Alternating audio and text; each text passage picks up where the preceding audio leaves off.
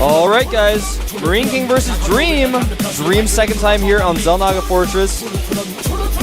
So, he's already prepared for this. His first time on this map, he lost to Ryung. So, he might think about, if it's Blue Flame Harass versus Blue Flame Harass this time, what he wants to prioritize. Well, that was a very unique situation between those two guys, so I don't think we're going to, if we do see it again, that's going to be hilarious. At least he's had experience in that situation before. Well, I don't know what to do this time. He will know. He might, in fact, do the same build. I wouldn't be surprised at all.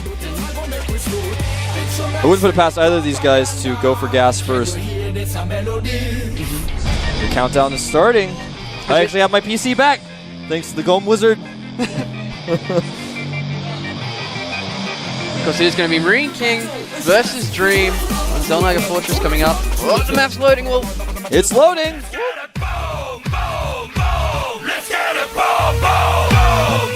Very important match for Dream.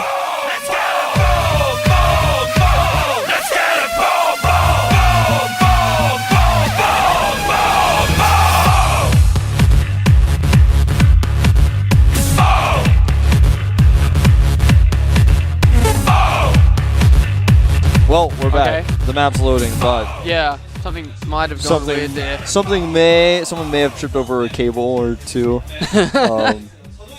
But the game's loading up.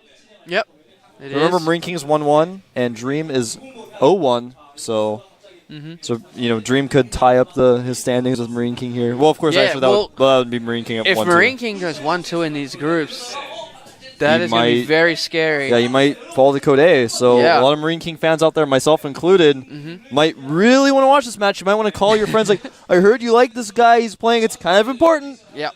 Tell your friends. Go to gomtv.net. You can watch it on your iPad and your iPhone live. And you can watch the VODs as well there at m.gomtv.net. So get on that. Some of you guys actually like watch on your room. You want to lay down in your bed or something? I bet some of you guys just grab your iPads right now and you're like, well, I'm actually just going to... I used to do that a lot with my laptop and just lie down and just like, It's nice. Yeah. Okay, so we're actually going to leave the game. Something went wrong, so I'm going to go ahead and leave that. But anyway. Yeah. It's like maybe my game crashed or something. I think it's just taking ages to load, but whatever. So... I become the Golem Wizard. Here we go. Oh, yeah, okay. Yeah. That's pretty much what happened. Our computer held up everything. I didn't even realize it. They came over. Someone pointed at me. Was like, leave the game. I was like, okay, I'll leave the game. All right, over here on the right side, he is... MarineKing Prime win.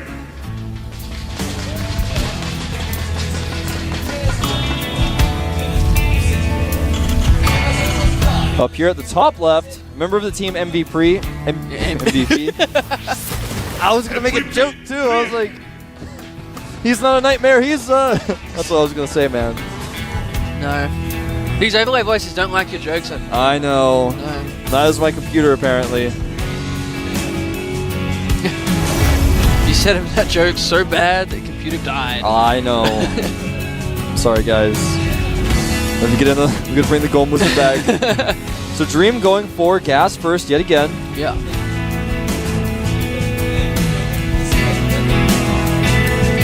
And there's the gas for MarineKing. So what's gonna happen here, like we talked about before, is Dream's gonna have that faster factory, and then he's gonna make a choice, and that choice is gonna be between Blue Flame Hellions and Banshees. And then afterwards, he's going to do the other one as well, most likely. This is usually the most common follow-up. One person goes Banshees and then goes Blue Flame, or it goes Blue Flame and then goes Banshees. You very rarely see gas first into just one Banshee and then a Command Center. You see that sometimes, but it's very rare. So you can see his orbital a little bit delayed as well there, because he went gas first. A lot of these little trade-offs. I'm really excited about how StarCraft 2 is evolving this quickly. Yeah. I remember back in the beta and even the beginning of release, some people went gas first. It was like very rare. Only like Morrow did it. Now Morrow doesn't even play Terran anymore. Oh, apparently a race pick, someone told me. Oh yeah, that's true. He doesn't play ZVZ anymore. I don't know if that's confirmed or not. That was just what I was told. Yeah, but okay. I don't blame him. Whatever. I would say something like that, like in press conference. I'd be like, "Yeah, I'm never gonna play ZVZ again. I'll switch to Terran if I have to." Even if that's true, that's interesting to me because a lot of tournaments don't actually allow that. That's true. And so you've instantly handicapped yourself. Well, I think Morrow is still really good, but I think at the time when he was Terran, he was one of the best players in the world. He just understood the game better than anyone else. But I think he could possibly become one of the best Berserk players in the world. I mean, he is, but I mean like on Korean level, like Nest T style, man. He's getting there. Just wait. Those of you guys who don't know, Morrow played Terran in StarCraft 1 as well. Anyway, enough about Morrow. You guys can read more about him. There's a lot of articles. Brilliant guy. He's a genius, actually. MarineKing is going to come up here and try to scout. Is denied. He knows his opponent's position only. Doesn't know about the gas first.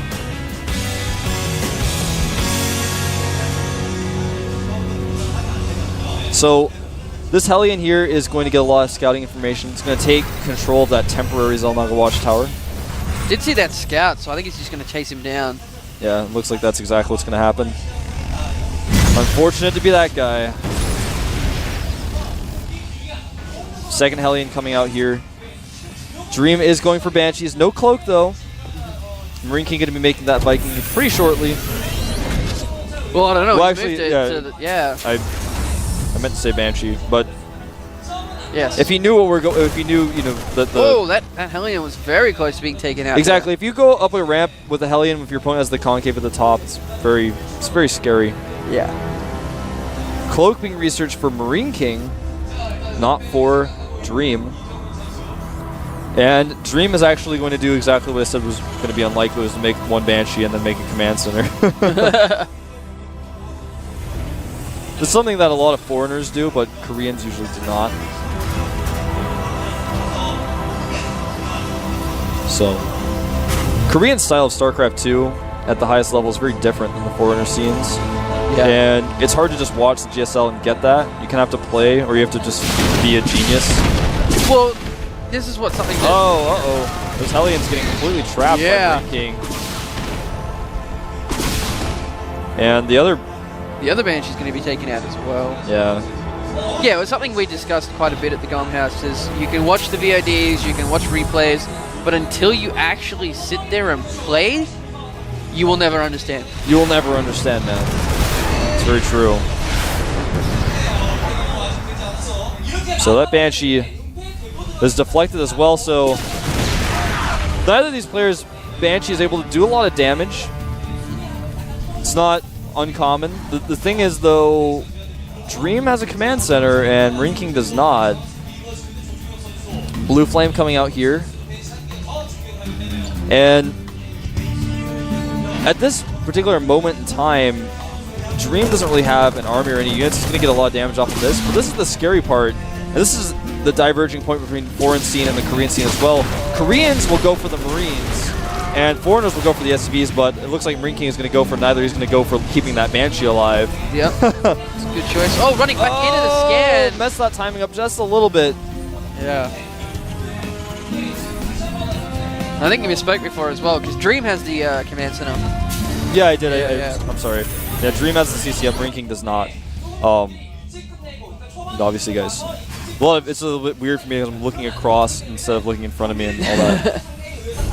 No excuse. I know, it's just like there's actually like there's the Golem Wizard, but then there's like the evil computer warlock that's trying to make my life miserable. Yeah.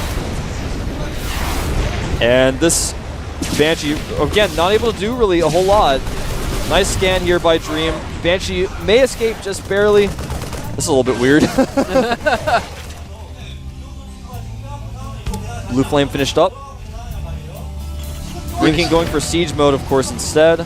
This is a scary moment here for MarineKing because he has to do a lot of damage. He has to, exactly. And this, again, the Korean style of this build is to go for the Marines and then do a timing attack. And as you can see, MarineKing is getting siege mode. He's going to try to do a timing attack. You can see it coming across the middle of the map.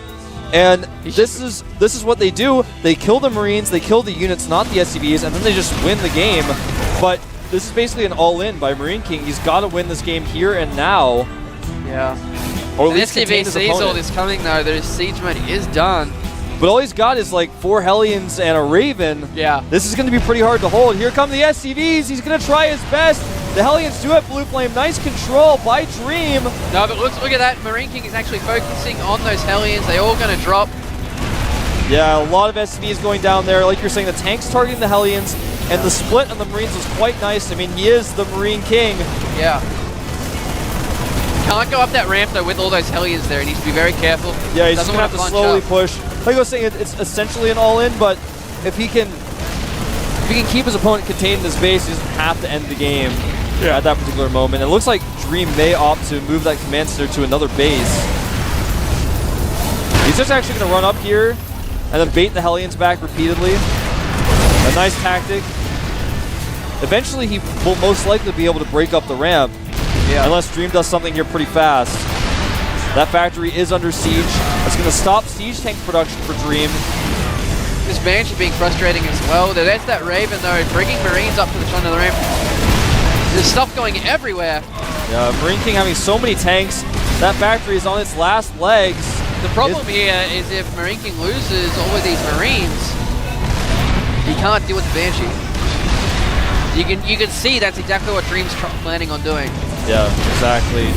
And the factory does live at least a little longer, but he does not have siege mode as far as I'm aware. He doesn't, and he doesn't have a tech lab to research it. This is looking really bad for Dream. Yeah. Auto turrets being helpful here. The Marines being pulled back, but he just has so many tanks at the bottom of the ramp, it may not even matter. Like you were saying earlier, if he denies the vision on the top of the ramp, there it is. The Marines are gone. And the last tank will fall, and that's it. Those tanks on the low ground can no longer do anything. The Banshee controls everything that's going on, and MarineKing is in trouble. Yeah. And he's in a lot of trouble, in fact. Well, I think he's made a command center during all this, so yes. it should be it's finishing up. Yep. So it should be okay for a while. But yeah, like I was saying, as soon as those Marines went down, it was good night. Get out of there. And Dream actually is really impressing me with his ability to act in that tense situation. He controlled everything as well as he could have. He was able to keep the tanks coming out of the factory rallied in such a way that they take shots while they're coming out. Then was able to lift the factory at the last possible second, keeping it alive. Yeah. But MarineKing did have the command center up. He's got a better worker count now than his opponent. Needs to move down ASAP. And in fact, he has a larger army than even I thought still remaining. He just didn't have those Marines there to keep those tanks alive earlier. And so we may end up getting this situation where MarineKing is just slightly ahead, and we both play, they both just kind of go into the longer game. It's going to be a third factory up for Dream. So he is really going into this very mech-oriented style. He's already got Blue Flame. He's already got a decent amount of Hellions out, so he's going to try to control the map with those. And MarineKing is going to have to play defensively, at least initially here. But I like this move moving forward with the Raven and the Vikings. He wants to maintain that air control. He's going to drop the PDD if he wants to. I don't think he's going to. He realizes there's too many tanks, has to back off. Uh-oh, those Hellions taking a few unnecessary shots. MarineKing just does not have the production yet. Yeah. That Dream has, and Dream might just end up getting the better composition. There we go. He's going to go for a drop. I really like this. He's going to go all the way around. I think he's going to go straight to the main. I agree. And MarineKing's got most of his units at the front. So as you can see, Dream sticking with those 3 factories, going totally mech here.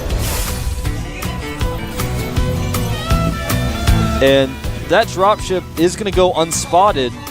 Well, there's Marines sitting back here to be defending against this kind of stuff. A tank as well. So he should be fine. We'll see. Not a lot of SCVs back here either. Yeah. Here we go. Here's the drop. He sees it. SCV is running away immediately, bunching up a little bit, but nice splitting there at the last second by MarineKing, and Dream is going to lose. He lost 2 Hellions. He almost lost the dropship, but MarineKing not quite have stim, so wasn't able to chase it. This Hellion's on very low health as well, so he's going to have to repair those if he wants to make really any use of them in the future.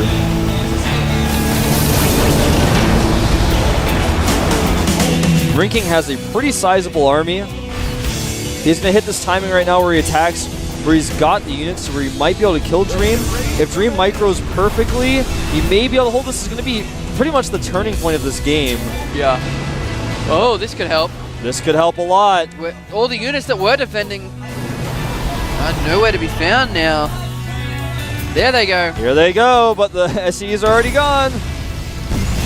He will be able to run down to the natural, though. I don't think there's a tank down there to There's defend not, this. and here they come. Oh, my God. Oh! So much carnage. Meanwhile, at the front of the natural, MarineKing attacks. SCV's coming out to help out. A point defense drone being helpful here as well. Yeah. But the last tank for Dream falls. There Minus are the tank on the ledge, yeah. But he's lost. Oh, my God. How many SCVs has he lost? A lot. MarineKing is going to try to have to end this game. This is going to be one of those situations that happens in StarCraft 2, where one player has an army larger than his opponent's. He has to end the game with that army, and the other player is like, well, I have the econ, so if I just don't die, I will win. Well, what econ is Dream going to have? He's practically mined out in his main. That's true as well. This is a pretty tense situation, actually. Yeah. There's just so many tanks here up on the high ground, as well as those Hellions. Like I think he's going to be okay for a little bit, but there's going to come a point where he needs to get out of his base. Yeah, that's an empty medevac. So MarineKing's got a pretty nice position here. He's got the bio-heavy army. He's got a decent amount of tanks. There's actually only 3 Marines in this mix, too. But he's going to have a better concave at the bottom of the ramp, so Dream's not going to... He's going to be very reluctant to try to break down that ramp. And there's, you can see the part 2 of MarineKing's army, the scary part. Yeah. That's the part you got to worry about. And with all of these tanks sieged, if he chooses to do that with the extra bio reinforcements that he just got, it's going to be almost impossible for Dream to break down. I can't see him being able to do it. A lot of the tanks of MarineKing are on low hit points. What Dream may want to do is try to drop, move his units around, but he doesn't have any medevacs. He's got the one that was over in the corner earlier. It's just going to take too long to do that, and it's very risky. Yeah. He's in a tough spot. He's completely contained. He does have the air superiority, but the problem is he can't edge his tanks closer to MarineKing's tanks because he has to go down a ramp in order to do that.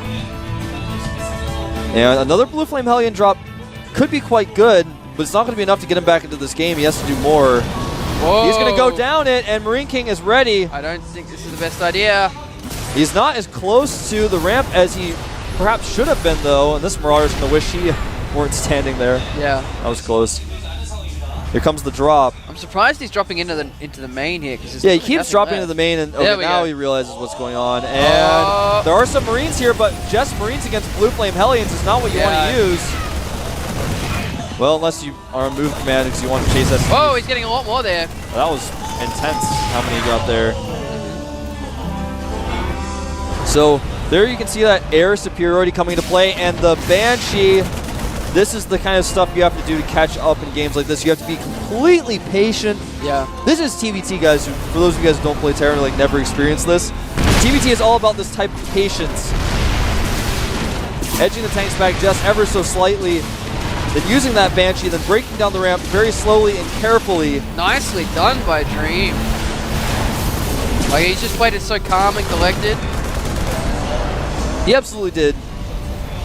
Now he's got a decent, sizable army. He's got that air superiority, and MarineKing is in a tough spot. The MarineKing army, well, hold that thought. Whoa, siege is up. The MarineKing army is good, but when your opponent makes an army that has more mech in it than yours does, there's like you've missed your timing window to really do damage, then you get in trouble. And that's why when MarineKing's attack failed earlier, he became kind of behind even though he had a base up. And that barracks is going to be around much longer.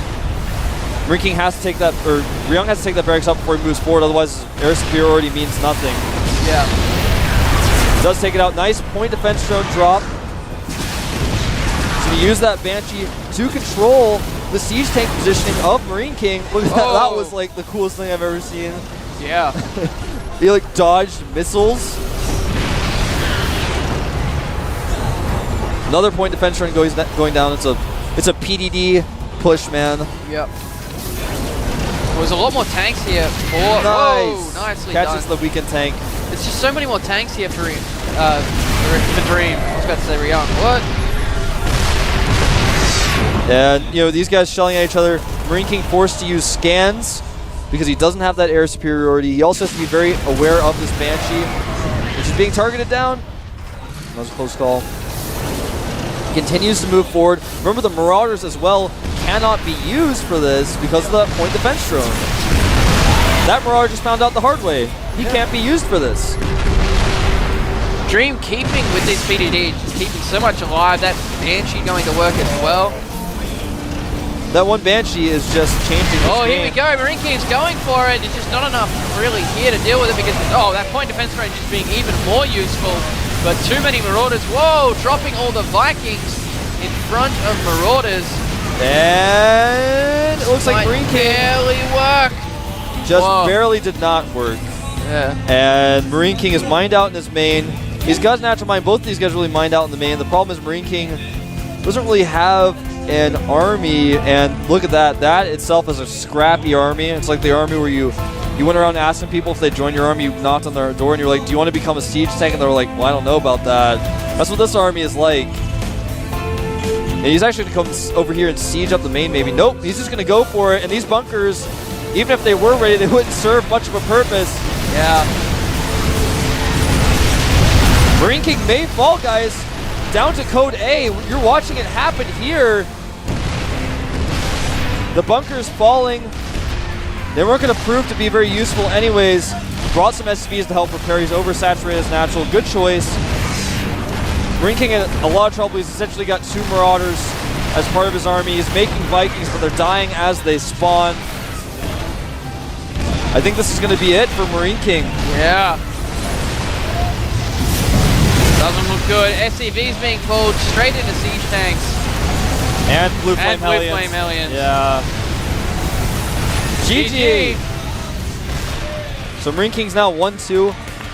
Very difficult position to be in, and Dream doing pretty good about that win. Played a much better TVT on Xel'Naga Fortress than previously. MarineKing looking very upset with himself. He still played well though that entire game. Absolutely. I mean, that game was very back and forth. Yeah. There were a few situations where I thought, oh, well, MarineKing's got this. And then he just barely held, and he was so patient with those Vikings and the one Banshee to rule them all. Yeah. That's how it is in TVT. The PDD, the point defense drone and the Banshees, as Dream was coming back across, that's what sealed the deal for him. Yeah, absolutely. When you have that air superiority like that and you're sieged up in your base and you can't really move down the ramp, the one thing you can do if you have air superiority is just go, all right, I'm going to stop making one Viking, make a Banshee instead, move down. You already had the Raven that helps out with air superiority as well. You have that. So remember, guys, I keep talking about air superiority. Well, there's 2 reasons why you want it. Yeah. If you have it and your opponent, and you just have that one Banshee, you might be thinking, some of the newer players out there might be thinking, well, you can just kill it with Marines. Well, if you have siege tanks behind that Banshee, no, you can't. Yeah, you can kill it, but you might lose all your Marines in the process. So yeah, it's a very difficult spot. Plus, of course, the Vikings give vision. So, of course, up next, we're going to have Ryung versus Happy. Tal'Darim. Tal'Darim Altar, another TVT, and another Tal'Darim game. Yeah. Tal'Darim, a very different map than the map we just saw for TVT. It's much larger. You see a lot less of the attacks of the natural like that. It's much more difficult to pull off full timing attacks like that.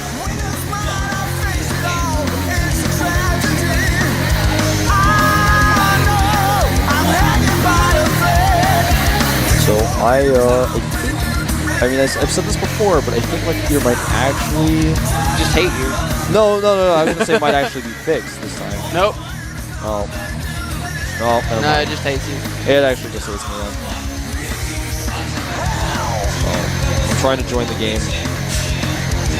We have had some technical difficulties here at the up and down matches today, but I have to say they've been pretty awesome so far. And we're gonna jump into this game right now, guys.